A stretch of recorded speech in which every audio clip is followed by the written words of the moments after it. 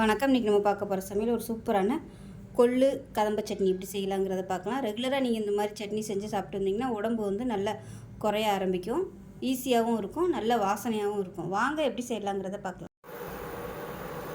ஒரு கடாயை எடுத்துக்கலாம். சூடானதும் 2 டேபிள் ஸ்பூன் அளவுக்கு எண்ணெய் சேர்த்துக்கலாம்.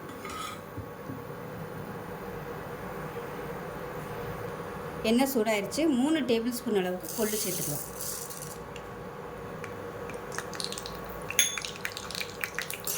கொள்ளு நல்லா வறுபடணும்.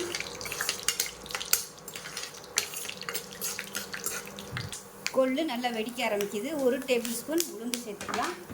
1 டேபிள் ஸ்பூன் கடலைப்பருப்பு சேர்த்துக்கலாம். அடுப்பு நல்லா குறைச்சி வச்சுக்கோங்க. இப்போ கடலைப்பருப்பு உளுந்து எல்லாமே வறுபட்டுருச்சு. இப்போ இதை வேறு பிளேட்டுக்கு மாற்றிக்கலாம். இது எல்லாத்தையும் அரித்து வேறு பவுலுக்கு மாற்றிடுங்க, இல்லைன்னா கருகிரும். இப்போ அதே கடாயில் 10லேருந்து 15 சின்ன வெங்காயம் சேர்த்துக்கலாம். இது கூடவே 4 பல் பூண்டு சேர்த்துக்கலாம். சின்ன துண்டாக இஞ்சி ஒரு 4 சேர்த்துக்கலாம். ஒரு பச்சை மிளகாயை உடச்சிட்டு சேர்த்துக்கலாம்.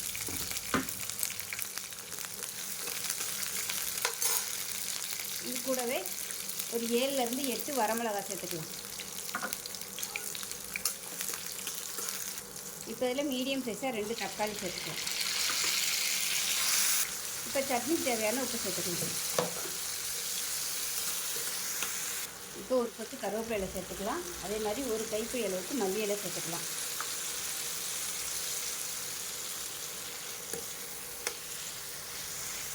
எல்லாம் வதங்கி வச்சு 1/4 கப் அளவுக்கு துருவின தேங்காய் சேர்த்துட்டு கேஸ் அமர்த்திடலாம்.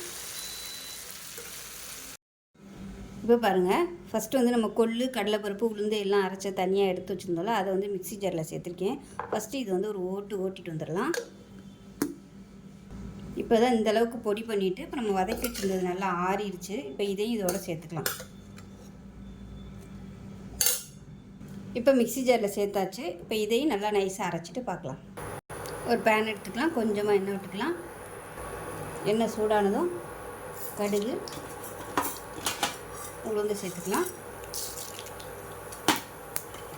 கருவேப்பிலை சேர்த்துக்கலாம். கொஞ்சமாக பெருங்காயம் பவுலில் சேர்த்துக்கலாம்.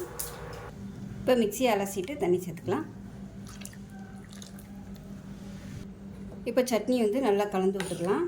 கலந்து விட்டுட்டு நம்ம தாளித்து வச்சுருக்கிற கடுகு உளுந்து வரமிளகாய் சேர்த்துக்கலாம்.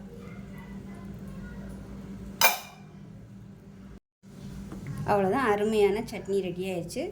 இட்லி தோசை சூப்பராக இருக்கும். எல்லாத்துக்குமே தொட்டு சாப்பிட்றதுக்கு செஞ்சு பாருங்கள்.